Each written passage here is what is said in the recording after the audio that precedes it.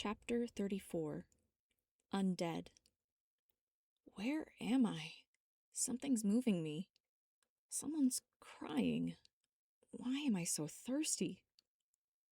I'm sorry. I'm sorry, I heard above me. That was Michael's voice. He was the one who was crying. I opened my eyes, Michael's arms around me as he held my cold body, rocking back and forth. I tried to move. I felt stiff. I turned my head to look at him. Michael? He stiffened, then quickly held me out at arm's length.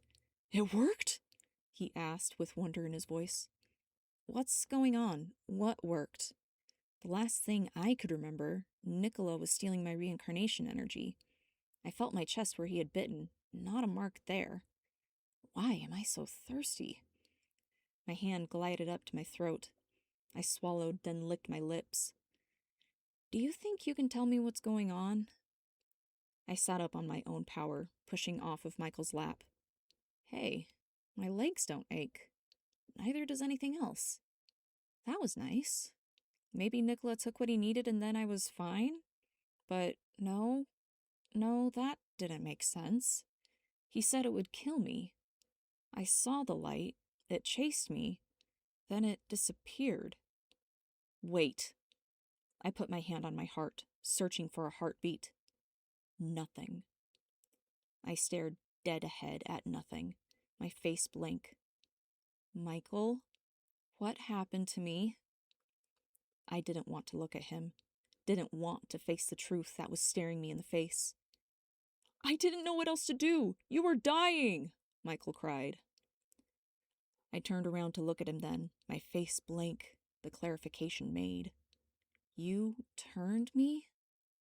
He looked frightened, as if he thought I'd attack him.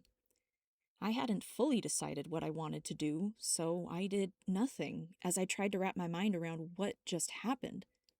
I'm dead. What does this mean for me now? The sound of footsteps on the stairs around announced the arrival of Anton and Sila, and when Anton saw me sitting up, he immediately glared at Michael, snarling, Did you have her consent for this? The heat in his voice would have melted iron. Defensively, Michael said, No, she never told me, Hey, Michael, if Nicola kills me in the end, I want to be a vampire. Why would we talk about something so morbid? To be prepared! His voice boomed. Anton paced, his hands fisting in his hair and at his sides over and over again as he tried to collect himself. He sighed heavily. You're right, Michael. It was an emergency, and you had to make a call. He looked at me. It's up to Drew whether or not it was the right one. I looked at Michael, my face expressionless as I tried to take in my new reality. My dead heart cracked. You chose for me. I felt wrong. My blood no longer pumping, my heart no longer beating. I, for one, am very happy you are still around, love. But this will be an adjustment for you. I swallowed, a mix of thirst and nerves. Anton noticed it and commented, You're thirsty, aren't you? I nodded, a hand going to my throat. Michael, go get her a glass of water. We can at least hydrate you while we make a plan for getting you some mana. Michael looked a bit reluctant at first, but at a hard look from Anton, he went to the kitchen. I heard the sound of water dispensing into a glass. Then Michael brought me the glass, his hands trembling. I took it gratefully, trying not to gulp it down. How I could be both hydrated and thirsty was a mystery to me.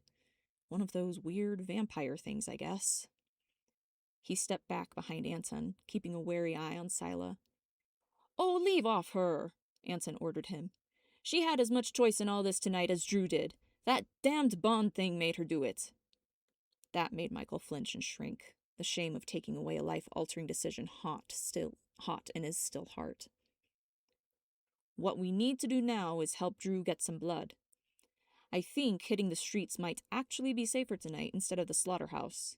The smell of all that blood could trigger a frenzy in a new vampire. We'll have to improvise tonight. I just nodded. I knew nothing, and I figured what Anton thought best won out in this instance, as he was the most mentally stable out of all of us right now. I shivered, thinking it strange that I could still feel cold even though my core body temperature was much lower now. Michael shrugged off his jacket, coming over to place it around my shoulders. He stepped back, not wanting to overstep further. I held his jacket closed in front of myself. I might not have known how to feel about him, but I could appreciate the kind gesture, knowing it came from true caring. Everyone, let's get to the car. We've got ourselves a hungry baby vampire. Anton and I walked together on the back streets of Seattle, him knowing that I needed a little time away from Michael. We found a good, shadowed spot behind some crates stacked up on one side of an alley and waited. It didn't take long for a creep who had been following us to walk right past the crates. Anton whacked the guy over the head with a piece of wood that had fallen off of one of the nearby pallets, knocking him senseless. He dragged him over to where I was still hiding.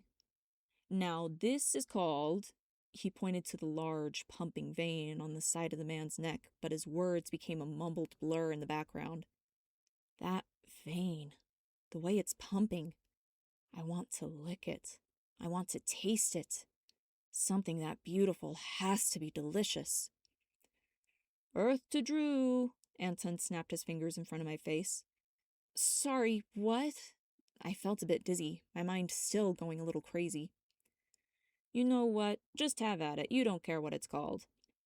When the words, have at it, left his mouth, I pounced on the man, pushing his drawn shirt collar out of the way and biting.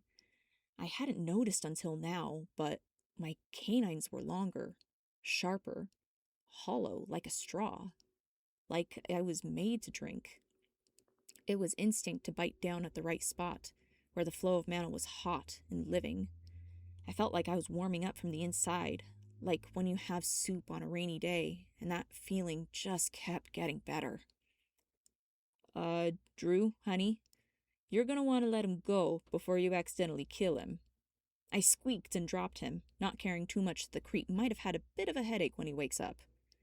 How are you feeling? He asked as he checked the man's pulse, nodding when he found it. I swallowed, the action unnecessary but instinctive. I feel better. I could have more, but I'm definitely okay now. I was surprised by how easy it was, how natural it felt to bite down on that vein. I wiped my mouth with my sleeve and looked at the unconscious man.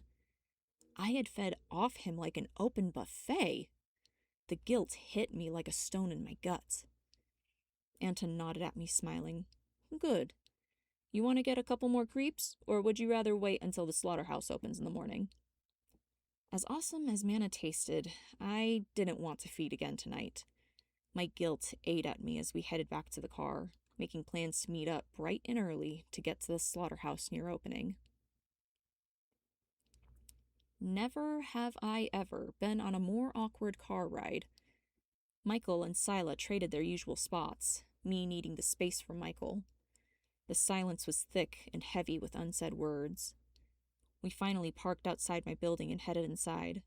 We took the stairs as the elevator would only be just reaching my floor by the time we could walk it. I unlocked my door and turned on the light. Husker came out and immediately froze in place, his eyes glued to me. A questioning meow escaped him, and I took a step forward. His ears flattened, and the fur on his hackles and tail puffed up as he hissed and ran. It was as if he didn't recognize me at all. His hiss echoed behind him, but something in his eyes had lingered. Recognition? Or just fear? I had to swallow the tears that were threatening to come so I could invite my guests inside. Sila and I sat on the couch while the men sat on chairs from the table. Silence. Well, this is awkward as hell. Michael, you've been sleeping here for the past month. Drew, what would you like to do? If you don't want Michael staying here, he can stay at my place for the night. You could even have Silas stay here if you think that would help. Me? I didn't want to make any decisions right now. I just wanted to be alone so I could process what all happened. I don't think I should be making decisions right now. Michael, you can stay tonight. After reassuring Anton and Sila that I would be fine for the next few hours before we'd see each other again, they left. I locked the door behind them and headed for my bedroom. Michael said without prompting, "I don't regret it." I turned to Michael, surprised that he had spoken. "Turning you. I don't regret it. I'd do it all over again if I had to, just to save you." I sighed, my entire body feeling weary. "I'm too tired, Michael. Let's table everything until after we've gotten some rest." He conceded, getting his bed out and readying for the night. I turned back to my room, where Husker had retreated earlier. I tried not to let it break my heart, but the tears pooled in my eyes. I had gotten Husker as a kitten at a rescue shelter. He was my little boy. He was playful but loved naps. He loved beef-flavored cat food, which are harder to find sometimes, but I looked for them for him. Now my boy doesn't recognize me. The tears fell, leaving salty streaks in their wake. Tomorrow. I'll deal with everything. Tomorrow. Please, God, if you are there, help a girl out, would ya? But no answers from above. No mystery woman voice either. Just silence.